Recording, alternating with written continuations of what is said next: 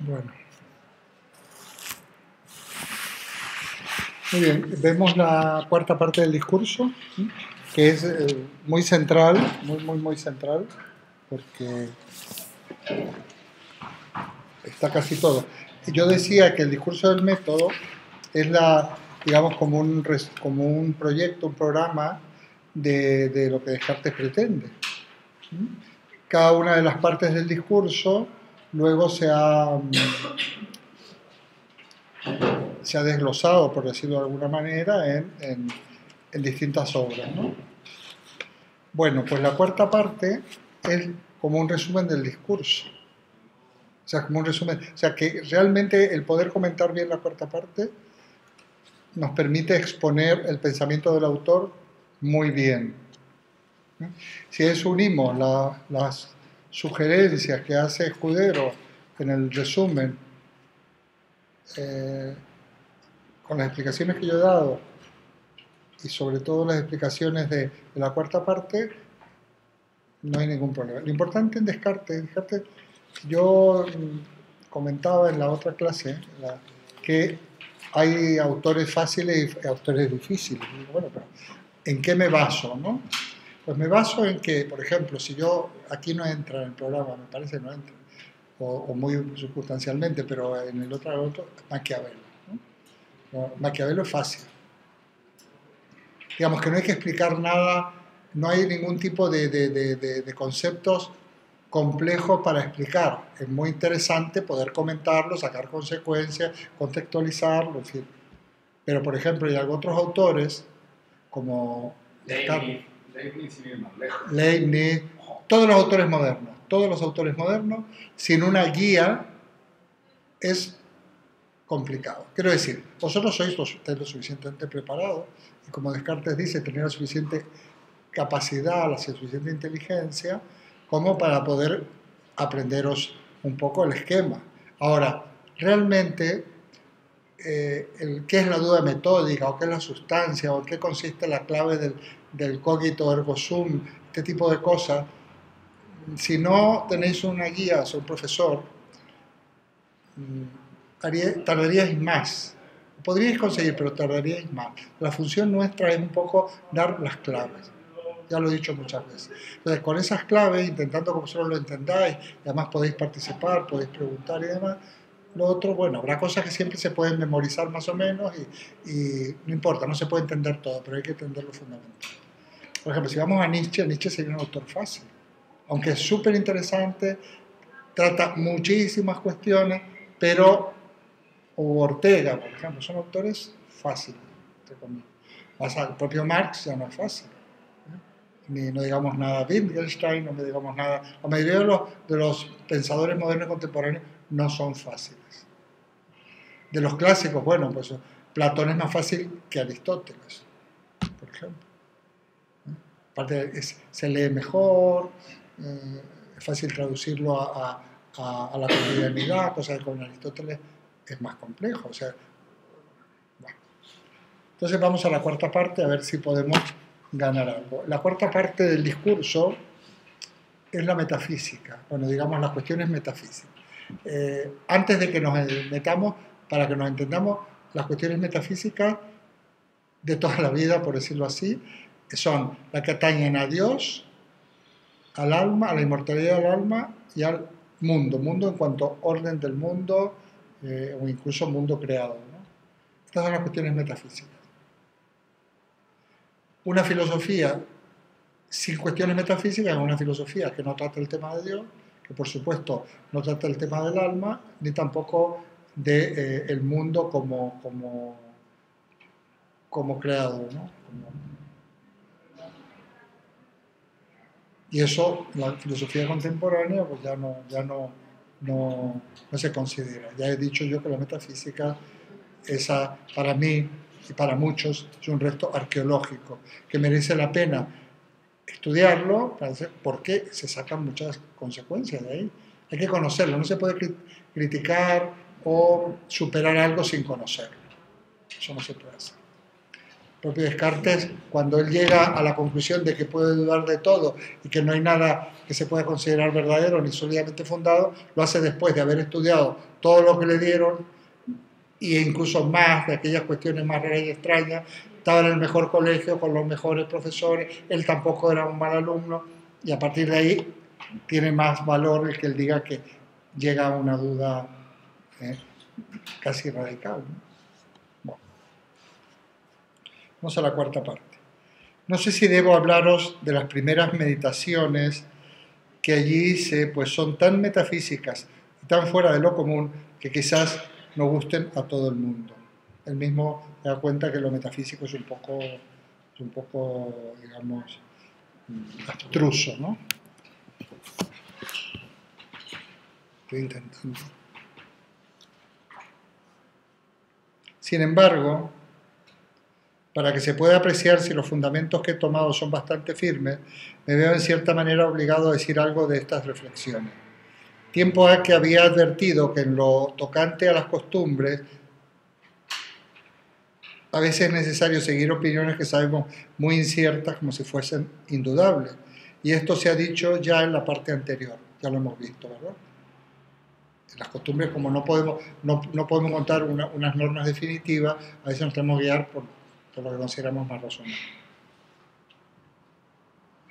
Pero deseando yo, en esta ocasión, ocuparme tan solo de indagar la verdad, pensé que debía hacer lo contrario, y aquí esto convendría subrayarlo, y rechazar como absolutamente falso todo aquello en que pudiera imaginar la menor duda, con el fin de ver si después de hecho esto no quedaría en mi creencia algo que fuera enteramente indudable. Ya vemos cómo aparece la duda metódica. La duda metódica en principio va a consistir en rechazar como falso lo que no es absolutamente verdadero. O sea, ante el más mínimo resquicio prefiero considerarlo falso, porque esto nos permitirá considerar verdadero aquello que no ofrezca la menor duda. Esto es el método de las matemáticas, ¿eh? En matemáticas las cosas no son más o menos verdaderas o bastante verdaderas, son totalmente verdaderas o no lo son. Sin embargo, hay otras disciplinas que se basan en otros métodos en donde son verdaderas y en la mayoría de los casos se da que es verdadera. Por ejemplo, en la sociología. La sociología, un muestreo te da una verdad que tienes que enunciar, la variable tienes que enunciar qué muestras has usado, tienes que también enunciar el grado, el margen de error que consideras que se va a producir, y esa es una verdad en sociología. Pero ese porcentaje de error, que más menos 3 o más menos 2, no se puede emplear en la física. Comentaba yo a un alumno y decía, bueno, pero toda la verdad no es posible. Hombre, no es posible la verdad en términos generales, ¿no? O sea, nosotros, la verdad en la vida, ¿qué quiere decir eso? Pero sí la verdad en la física. Y un señor, un ingeniero que construye un avión, no puede construir un avión más o menos respetando los principios. Tiene que asegurarse de que ese avión va a volar, que no se va a caer, y por lo tanto tendrá que respetar escrupulosamente unos principios de la física que si se cae el avión será por otros motivos, porque hay una avería técnica, porque se quedó sin combustible, porque alguien lo bombardeó, pero no se va a caer porque esté mal construido. Entonces, aquí no podemos ir a un concepto de la verdad más o menos, ¿no? Y lo mismo pasaría en otras disciplinas un poco más inestables, como puede ser, por ejemplo, la medicina, pero bueno, cuando algunos medicamentos se ponen en práctica, se supone que ya se ha experimentado de modo suficiente para poder comercializarlo. De todas maneras, siempre van a enunciar en el medicamento los márgenes de error, y los márgenes de error son básicamente los efectos secundarios. Y además, que no a lo mejor al 100% de las personas le va a servir. O sea, cada verdad tiene una manera de ser enunciada y unas condiciones o unas variables que hay que tener en cuenta. En el caso de las matemáticas es el principio de identidad. Entonces, ¿son verdaderas o no lo son? El método cartesiano es un método bajo el modo de las matemáticas.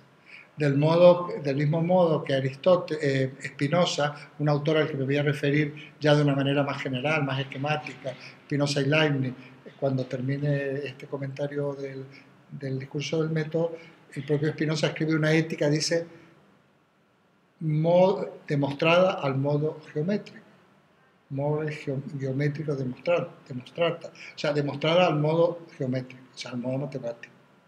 Leibniz también, con el famosa mónada y todo el principio de la armonía prestabilita o preestablecida, está utilizando el cálculo infinitesimal, que es el inventor. O sea, es este mundo que tenemos, el mejor de los mundos posibles, y la manera en cómo divide el universo en las mónadas, que son como microcosmos, es precisamente la consecuencia de aplicar el cálculo infinitesimal, de cual él es autor. Spinoza es un geómetra, también Descartes también es el fundador de la geometría analítica. Son el método eficaz que consideran los racionalistas, precisamente el método de la matemática. ¿Qué ocurre con este método?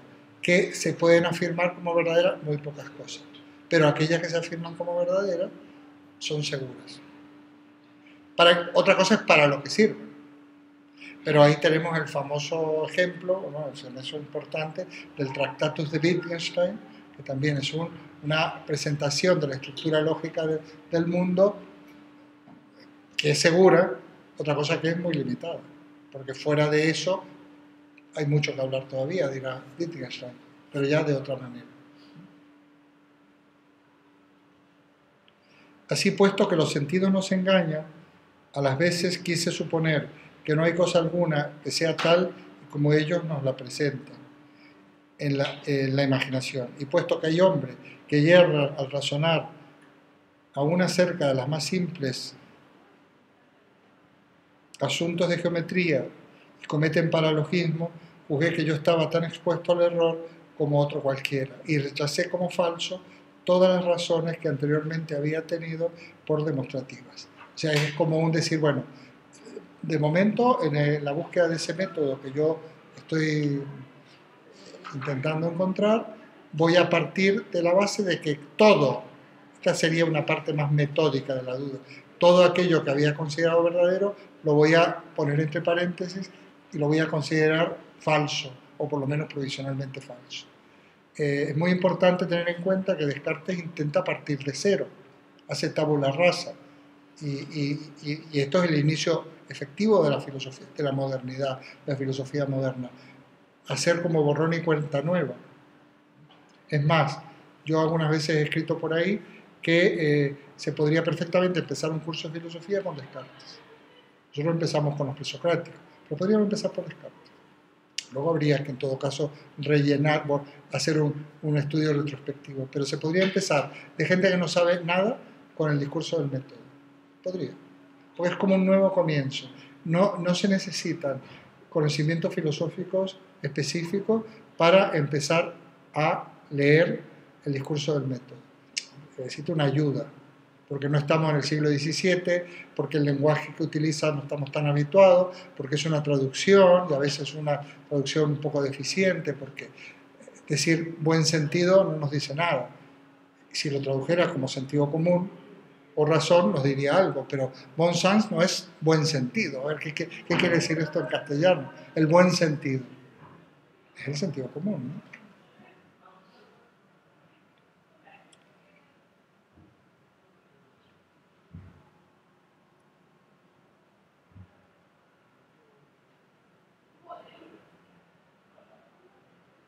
Entonces, rechacé como falsas todas las razones que anteriormente había tenido por demostrativas y, en fin, considerando que todos los pensamientos que nos vienen estando despiertos pueden también ocurrírsenos durante el sueño, sin que ninguno entonces sea verdadero, resolví fingir que todas las cosas que hasta entonces habían entrado en mi espíritu no eran más verdaderas que las ilusiones de mis sueños.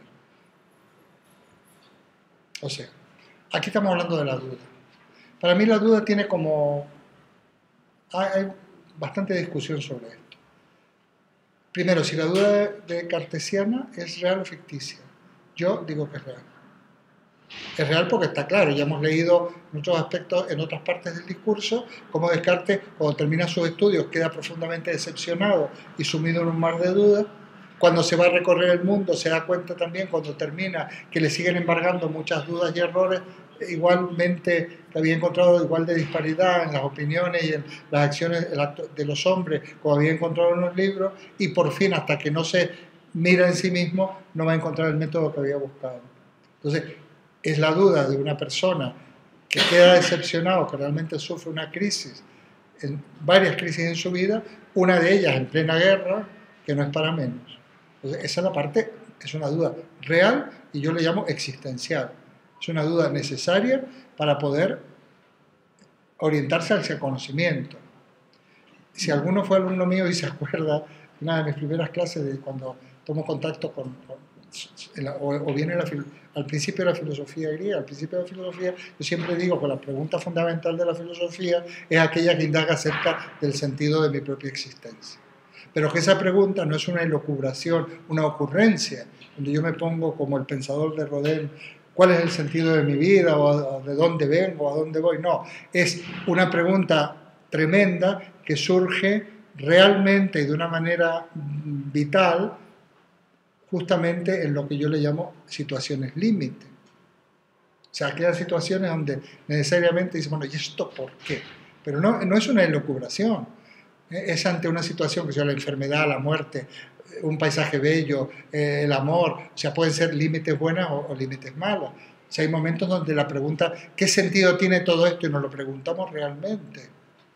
Pero si estaba lleno de vida, fíjate, la persona más vital, que más buena persona, y es tan joven y tiene esta enfermedad tan grave. ¿Qué sentido tiene? O sufrió tal accidente, o al revés, en una situación, una experiencia estupenda, de amor, de conseguir unos objetivos, de la naturaleza, tú dices, te parece que todo tiene sentido, ¿no? La pregunta por el sentido surge a partir de unas, digamos, situaciones vitales. Entonces, Descartes duda realmente, existencialmente, porque está en una situación existencial, una situación vital que te hace dudar. Pero precisamente el que dudemos es la condición del filosofar también. Es como aquello cuando Sócrates, dicen que Sócrates decía, sabes que Sócrates no escribió nada, que realmente si el primer paso de ese camino de la sabiduría es reconocer la propia ignorancia. El primer paso de la búsqueda del sentido es haber caído en la ausencia de sentido o en el sinsentido. Vivir en un mundo ilusorio donde creer en cosas que, digamos, en fantasías y en cuestiones que son más bien paños calientes que otra cosa, y no haberte cuestionado es en el fondo no haber vivido. Quien ha vivido se cuestiona, y quien ha vivido sabe lo que es dudar. Se sabe muy bien lo que es dudar. Dudar no digamos nada de la religión, de cuando a lo mejor creíamos a pie juntilla en esas cosas, dudar de, hasta algunos dicen, hasta del ser humano, en qué mundo vivimos. Que parece que todo, o sea, se puede llegar a crisis profundas, nada merece la pena, todo es igual, todos roban, todos hacen esto, no hay ninguna posibilidad, siempre van a mandar los que más, qué sé yo, hay muchas maneras de dudar, porque esa duda emerge de una gran decepción. Entonces, primero, la duda real, existencial de Descartes. Luego, esa duda, precisamente aplicando el método de la matemática, puesto que él es un matemático, es una duda metódica. O sea, que yo adopto como método, ya lo habíamos dicho en la segunda parte, no aceptar como verdadero, o sea, esto está resumiendo, no aceptar como verdadero aquello que yo no lo conozca evidentemente como tal, o sea, aquello que no es evidente, y por supuesto rechazar como falso aquello que tiene el mínimo resquicio de la duda. Esta duda metódica es fundamental para la ciencia. Cada ciencia, cada disciplina científica tiene, digamos, su manera de demostrar y comprobar su verdad. Veremos que en los últimos temas, cuando hablamos de algunos autores, hablamos de los criterios de falsación. Algunas verdades hay que someterlas un poco a la contraprueba para ver si se mantienen o no. Popper y otra gente, ¿no? Entonces, bueno, cada ciencia sabe, el médico sabe en qué consiste el método que le permitirá asumir como verdadero unos determinados enunciados. El físico otros, el matemático, perdón, cada ciencia, la matemática ya sabemos también. Entonces, esa es la duda metódica. El poder rechazar como falso aquello que no es verdadero, que no es verdadero según el método que me he fijado. Que lo que vale en este caso, Descartes está explicando el método de la matemática, pero eso no lo podemos aplicar a otras disciplinas. Tercero, lo que podría ser la duda ficticia o el aspecto ficticio de la duda. Es como un subrayar o un enfatizar. Es decir, bueno, por último, resolví considerar todo lo que ya sabía. Bueno, hay como dos partes. Una parte, decidí, digamos, ponerlo entre paréntesis o no aceptar todo aquello que había tomado como verdadero hasta ese momento. Bueno, es una actitud. Y luego, la duda ficticia, que algunos le llaman duda hiperbólica, que es decir, bueno, resolví fingir que todo no tenía más realidad que nuestros sueños. Que es cuando dice, bueno, ¿y si todo esto es un sueño? Esto es una cuestión puramente, yo creo, ahí sí que es artificial, en el sentido que es un aspecto artificial de la duda. Como un rizar el rizo. Decir, bueno, ¿y si esto es un sueño? Pues ni aún así, quiero ver lo que queda en pie, después de todas estas niveles, por decir así, o etapas, o grados de duda.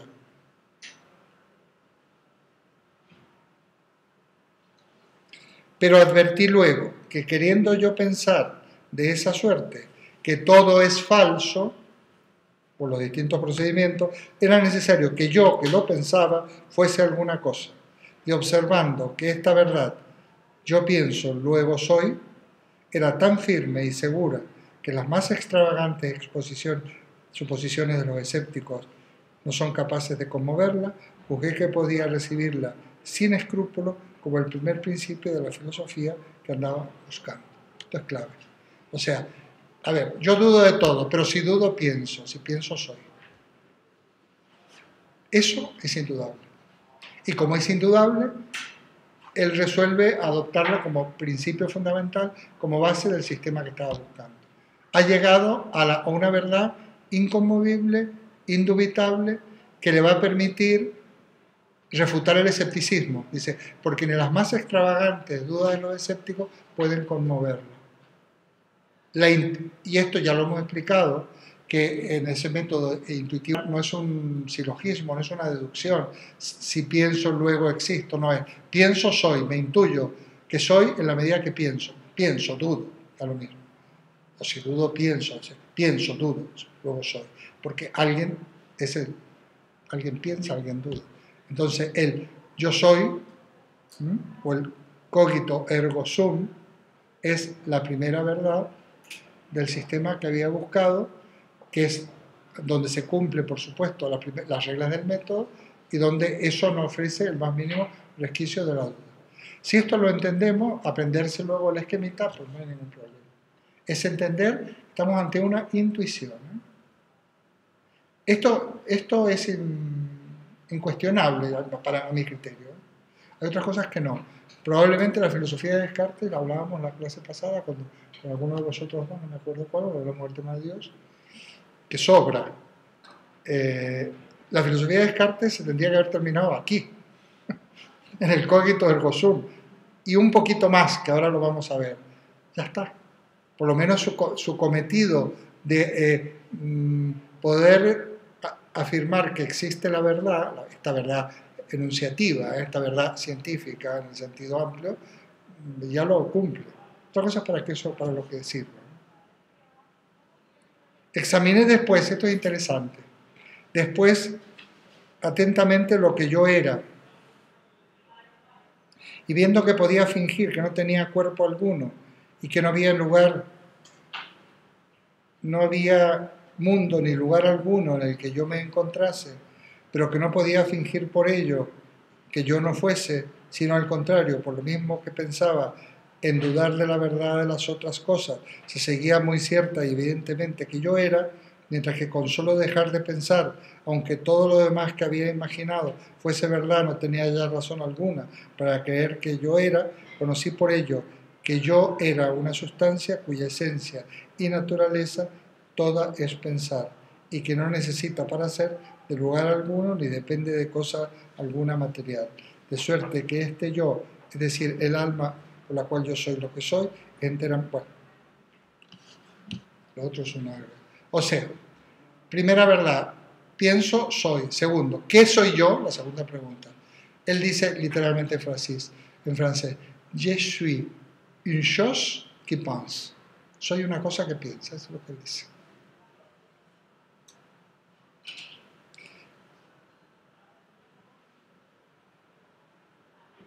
Y aquí pone sustancia cuya esencia y naturaleza. O sea, él dice literalmente, yo soy una cosa que piensa. Fijaos que aplicando el método intuitivo-deductivo, la intuición primera es, soy. Pienso, soy.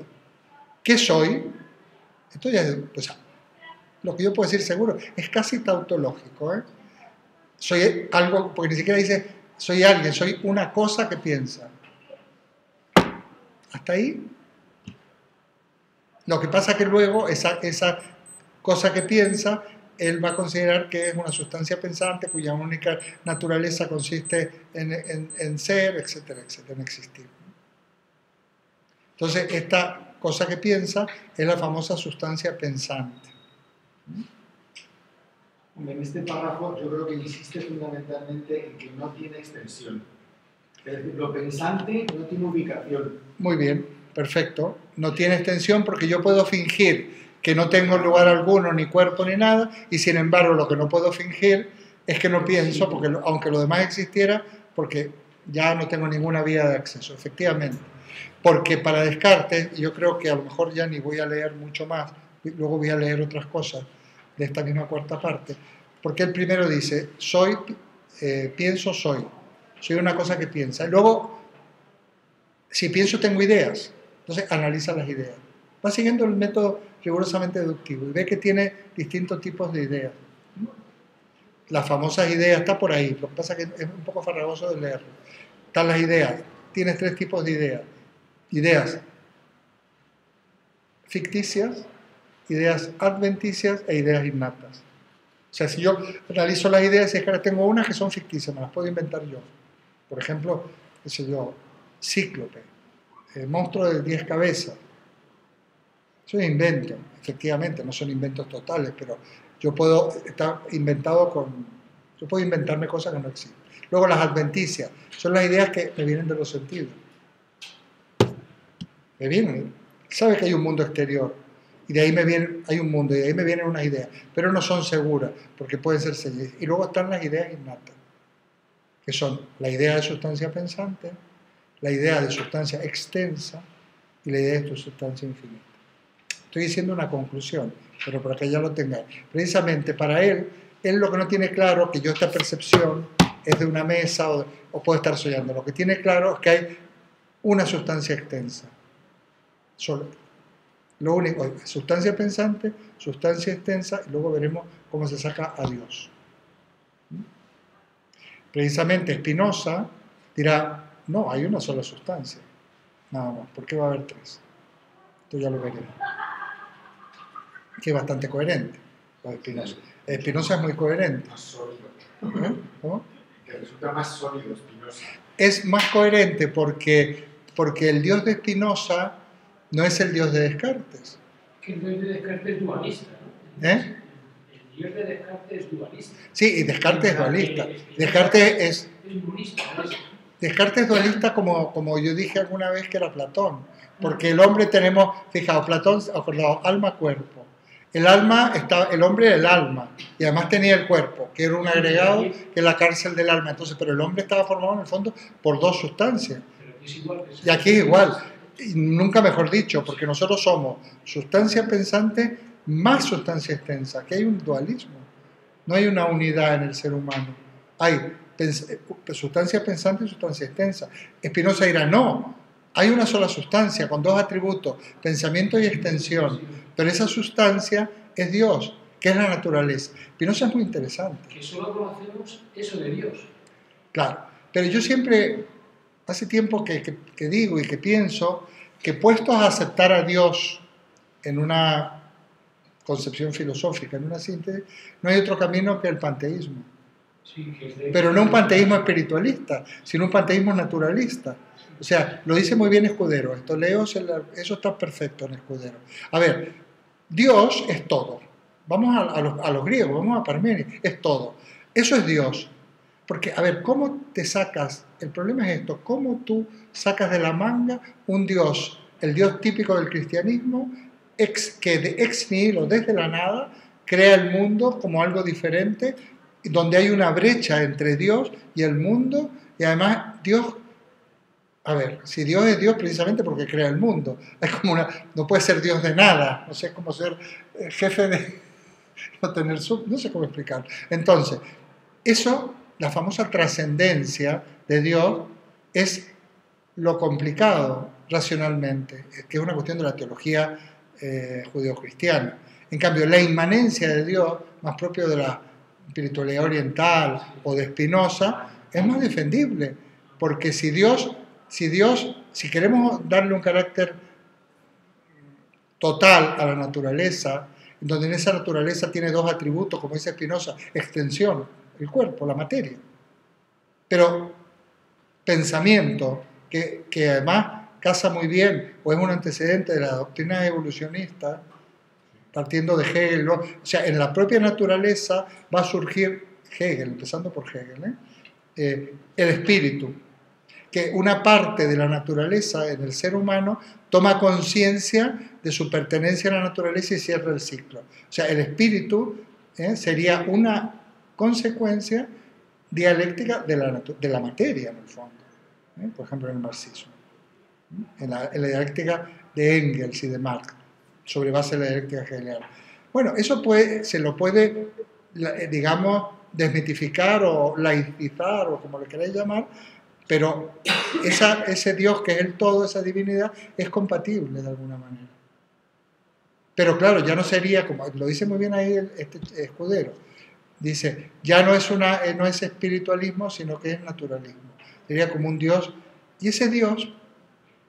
No es aceptable.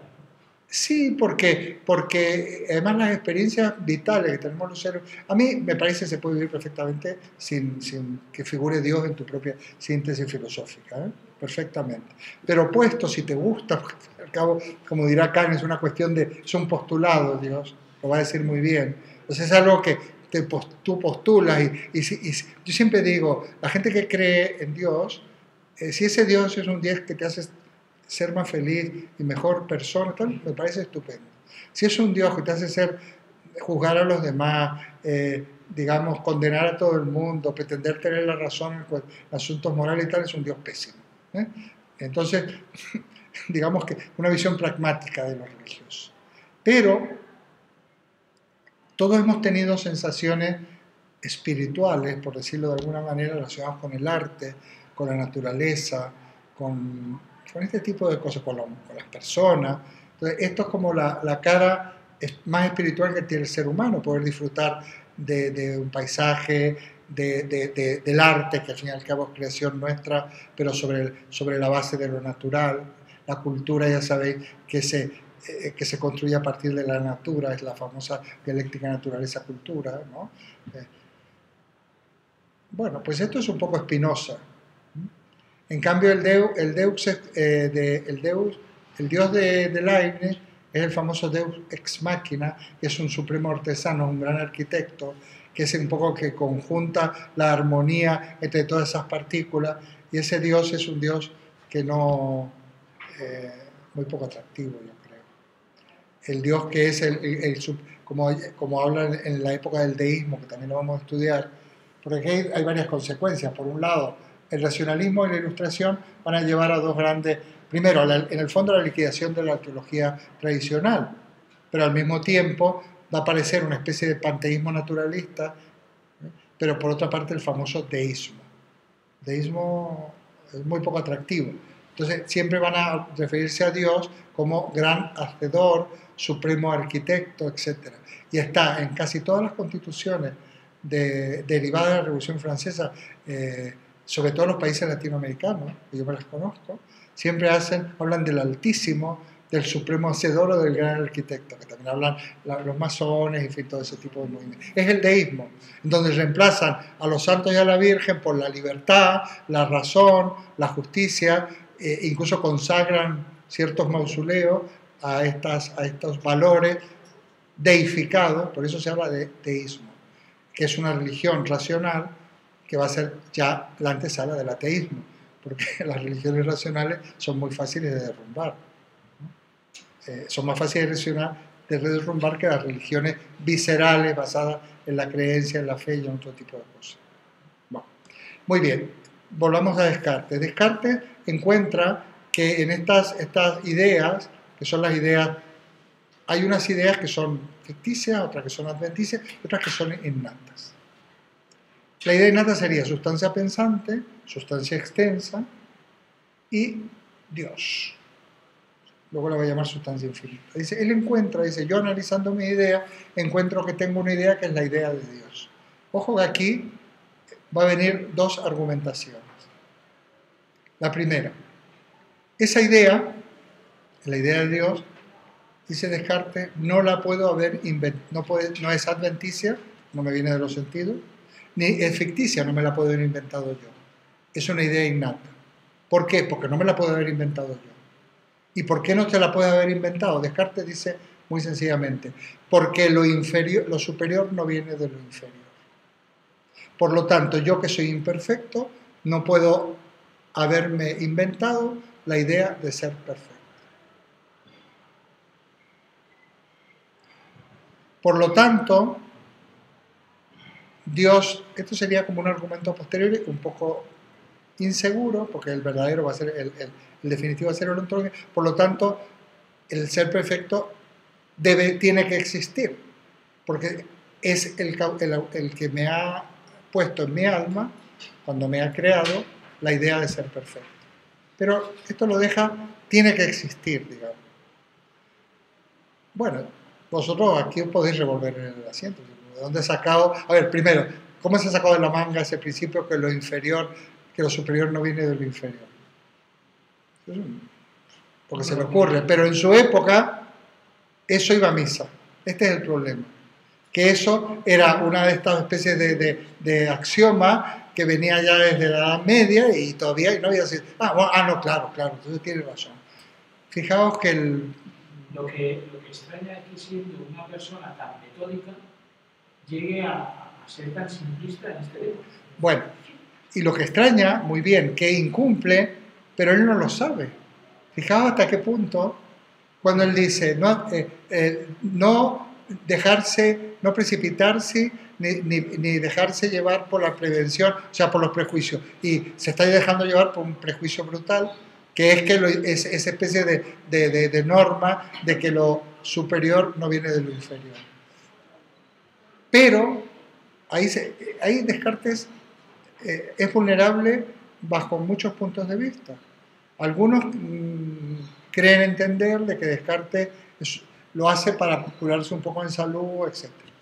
Pero también, en honor a la verdad, hay que decir que en su época, todos los que se opusieron a este razonamiento, pero sobre todo al que voy a explicar ahora, sobre todo al argumento ontológico, nadie dio en el clavo. Nadie lo pudo tumbar. Y que fue necesario que pasaran 100 y pico de años para que pudiera ser verdaderamente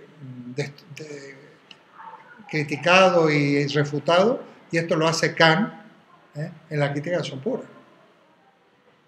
150 años tuvieron que pasar. El cardenal Mersenne, hay un famoso libro que está publicado, la correspondencia de Descartes, ¿no?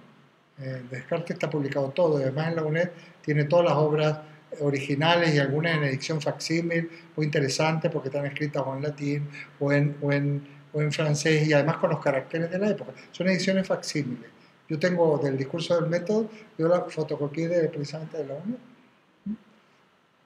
de una editorial francesa que es Editorial Bren, que publica todo esto. Bueno, y en la correspondencia, el cardenal Mersenne, el famoso que una de esas, la correspondencia con Mersenne, que es muy importante, le dice, Monsieur Descartes, dice, con ese criterio, porque esto es una crítica al argumento ontológico, ahora lo voy a explicar, Con ese criterio, entonces, ahora no voy a destriparlo, entonces existen las islas afortunadas, como diciendo, no porque uno lo piense algo, eso va a existir. Y Descartes le dice, usted tiene razón, cardenal, pero esto que usted dice solo se aplica en materia contingente y no en materia necesaria. Si saca otro principio, Mersenne ya se queda callado, porque hace alusión a un principio que como el de lo inferior, lo superior no viene lo inferior, que aceptaba Mersenne y que aceptaba Descartes. Y se revuelve todo el mundo contra las argumentaciones de Descartes respecto a la existencia de Dios, pero no se pueden refutar.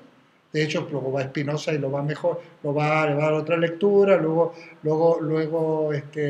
Leibniz y demás. Los propios empiristas van a poner en tela de juicio. Hume lo deja bastante herido a la argumentación, pero el que pone la clave es Descartes, es Kant, porque Descartes hace una argumentación lógica, de corte lógico-matemático, y Kant la destruye con las mismas armas, con lógica, pero intuyendo lo que es para cualquier estudiante que haya estudiado 2 semanas de lógica formal actual, lo podría destruir, porque si nosotros formalizamos la argumentación de Descartes, hace aguas por todos los sitios, pero Kant todavía no conoce no tiene esa notación y por lo tanto no tiene esa formulación, pero la intuye. Y le da el clavo y la ataca en el mismo terreno donde estaba fundamentada. Ya lo explicaré. Ahora vamos al argumento ontológico. Bueno, el argumento ontológico, a ver si esto lo leo.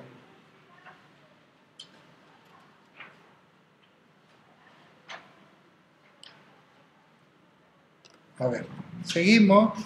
Dice, me parece que empieza aquí. Quise indagar luego, en la segunda página, viene un párrafo, está a mitad de página.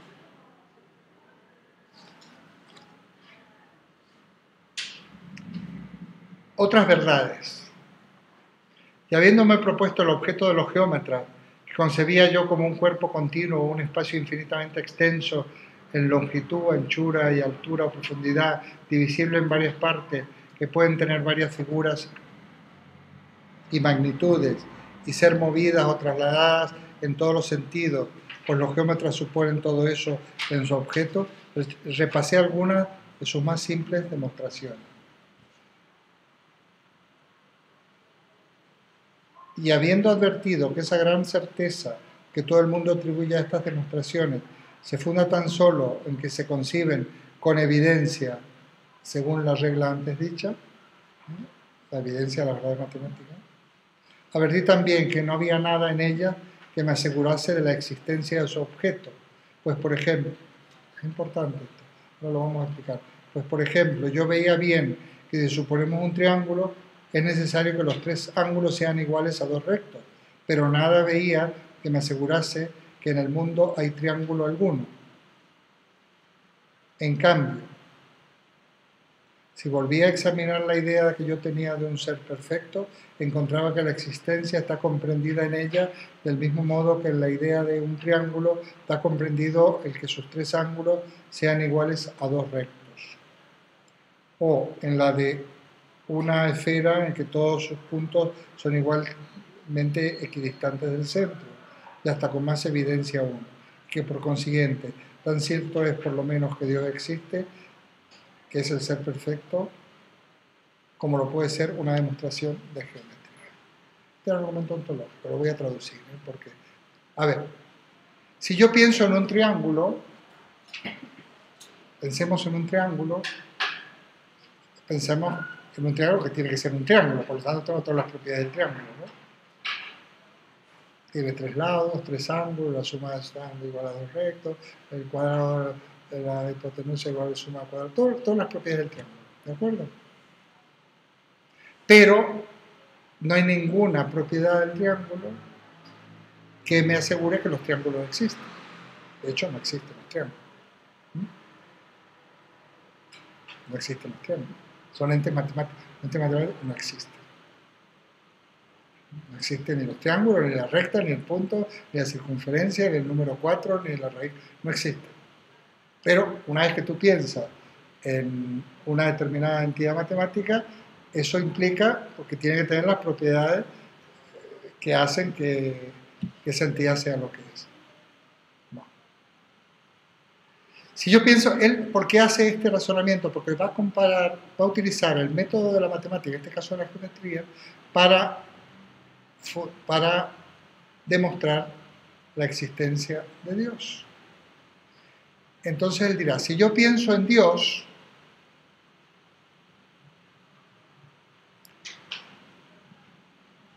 lo pienso con todas sus propiedades, ¿no? ¿O no? Por lo tanto, por ejemplo, Dios es el ser perfecto. Estoy un poco traduciendo de una manera más razonable. Claro, dice, la existencia es una perfección, no solo es una perfección, es la perfección más importante, puesto que si no existes, no tienes ninguna de las otras. Por lo tanto, la existencia forma parte de la esencia de Dios, del mismo modo que el que tenga tres lados o tres ángulos forma parte de la esencia del triángulo. Esto es lo mismo que decir que Dios es o existe.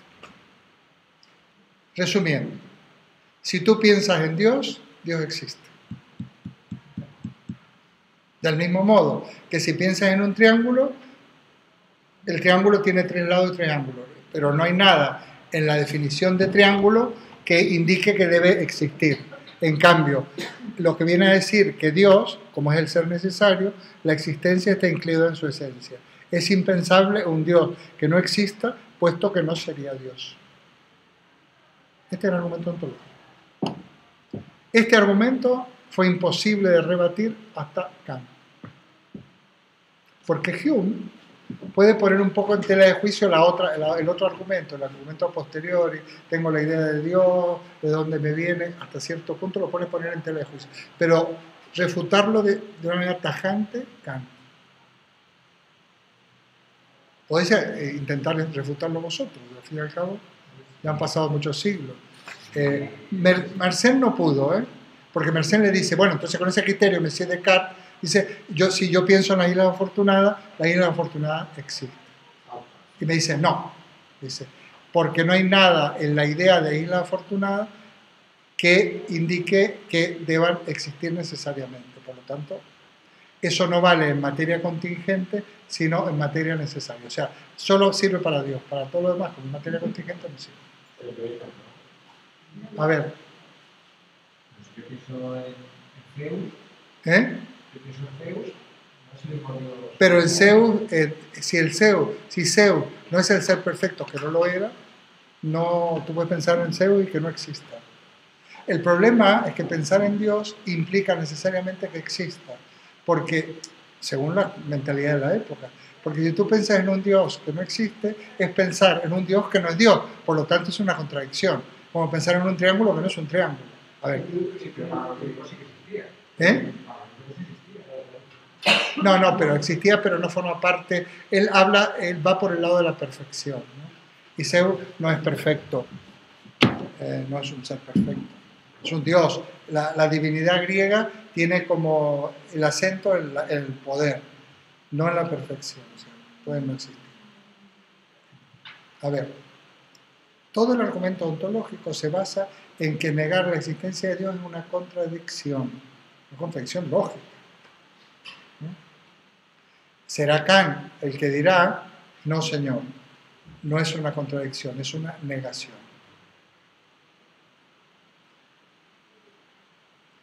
Kant dice, es famoso esto, a ver, no es lo mismo que yo tenga 100 táleros, o sea, 100 euros en mi cabeza, en mi mente, que 100 euros efectivos en mi bolsillo. Pero eso lo dice, podría pasar lo mismo que con Mersenne, pero Descartes dice, el enunciado, a ver, vamos a intentar, voy a intentar avanzar un poco, está por ahí la pluma esta, la cosa esta, ¿cómo es?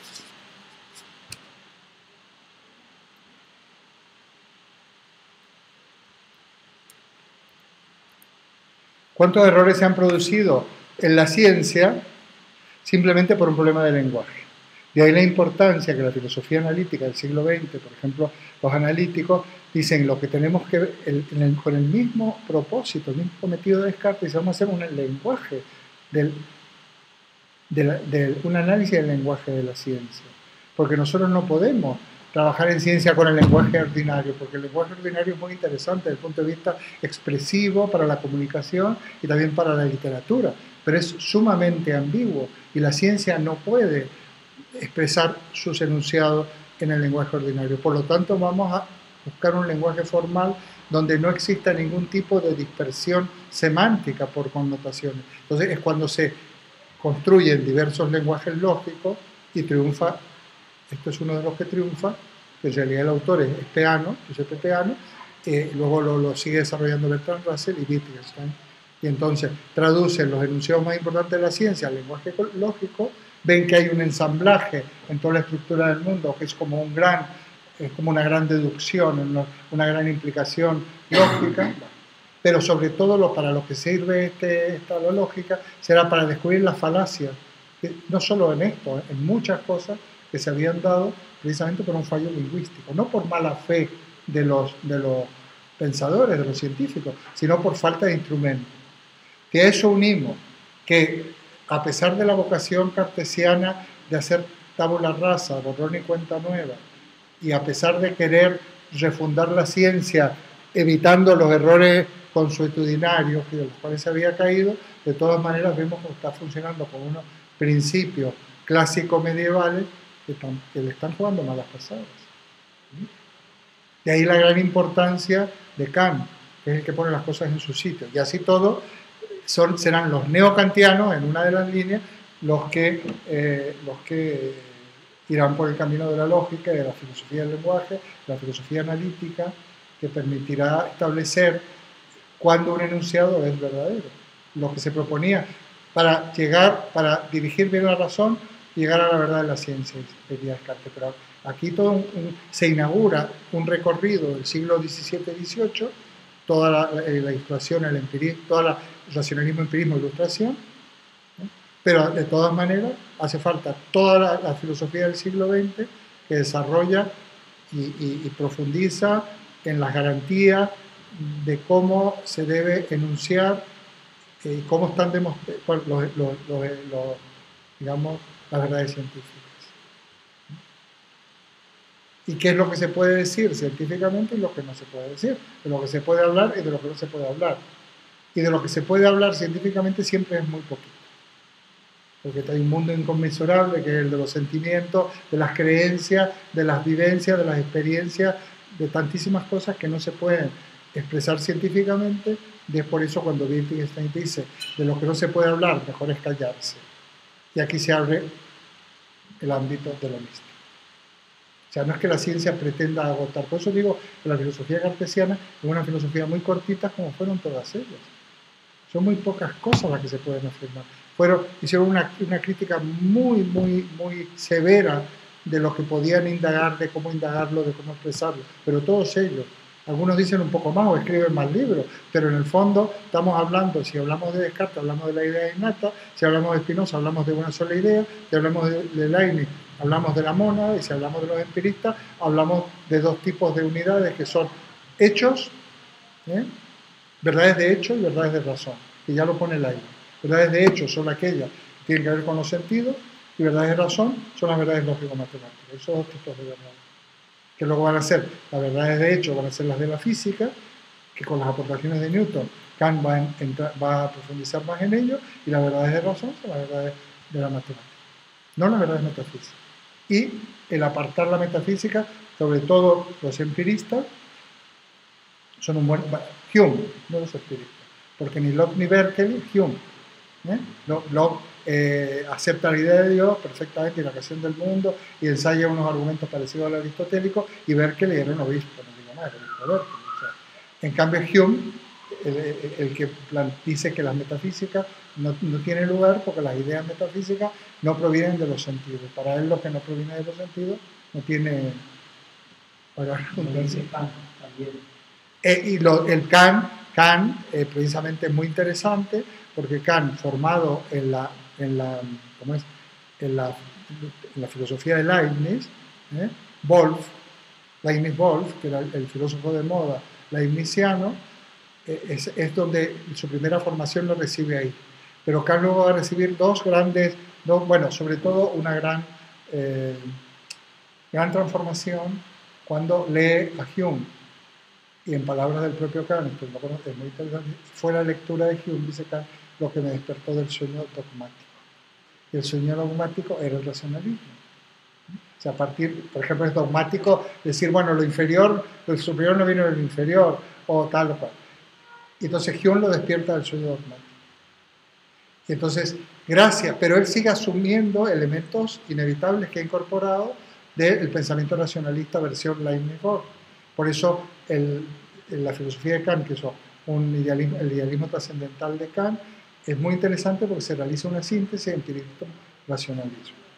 Con las aportaciones, por otra parte, de Newton, porque ya la ciencia modélica para Kant no va a ser como para estos la matemática, sino va a ser la física.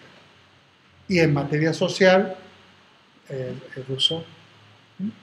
Cuando él recibe la obra de Rousseau, cuentan que se encierra a leerla, va a tener una gran influencia en su filosofía política y en su moral la obra de Rousseau. Plena ilustración, Kant es un filósofo ilustrado, muy interesante. Y nosotros somos herederos de todo eso, y unos herederos de una herencia no liquidada, no liquidada. Todavía estamos por construir la democracia en Europa, aquella que soñaron los ilustrados y los empiristas, porque todos estos fueron políticos. Descartes tiene una teoría política, Spinoza tiene una filosofía política, Leibniz tiene una filosofía política, Locke era un político, todos estos tenían incluso, eran funcionarios diplomáticos o estuvieron en los gobiernos, estuvieron presos, o sea, todos estos tienen una idea de esta democracia, digamos la democracia burguesa, y ya quisiéramos tenerla. Ya quisiéramos tener una democracia liberal burguesa en el buen sentido de la palabra. No digamos ya una democracia mucho más perfeccionada que podría ser un determinado tipo de socialismo. No me refiero al PSOE, por supuesto. Entonces, no están todavía sacadas las consecuencias de la ilustración. Para nada. Ha sido precisamente el ir contra la ilustración y contra los principios de la ilustración y traicionar los principios. Por ejemplo, traicionar el leitmotiv de la Revolución Francesa o todo este tipo de cosas, lo que ha llevado a lo que tenemos ahora. En el fondo es un ascenso del capitalismo, de esa burguesía capitalista, neocapitalista, capitalista, que plantea las cosas que son los grandes mercaderes ya no solo del Renacimiento, sino sobre todo después de la Revolución Industrial. O sea, que aquí hay mucho todavía que asimilar. Fundamental para la reflexión histórica. Lo que pasa es que no se puede hacer historia sin filosofía, ni filosofía sin historia. Uno de los problemitas que hay aquí. Aquí hay que ampliar el contexto histórico. Los esquemas que yo creo que habéis recibido, porque yo se los di a Nina, parece que los mandé, ilustra bien el momento histórico. El contexto histórico está bien planteado. No es sencilla, pero es muy importante. Porque las ideas filosóficas no surgen, digamos, no son teorías abstractas o ocurrencias de alguien, tienen que ver con los momentos. Y aquí ha habido mucho esfuerzo, mucha persecución, mucho sacrificio para llegar a todas estas cuestiones. Todos estos son los grandes padres de la Europa que debería haber sido y que a lo mejor lo es, no sé, en algún momento. Todos estos, porque luego van a coincidir. Veréis que yo voy a mostrar que hay gran coincidencia de racionalismo y empirismo. El objetivo es el mismo. Otra cosa es que el camino, lo que pasa es que los ingleses, en general los británicos, ya de la época de Guillermo de Ockham son empiristas. El británico es empirista y el continental, sobre todo centroeuropeo, es racionalista, es idealista en el sentido más racionalista e idealista. Los británicos no, son empiristas. Es la última. Claro. Bueno, pues muy bien. Pues la semana que viene continúo ya. Vosotros si tenéis alguna duda me la preguntáis, termináis de leer vamos a seguir haciendo referencias, pero ya quiero avanzar ya en un esquema rápido de Spinoza-Leibniz y a ver si empezamos también con el empirismo.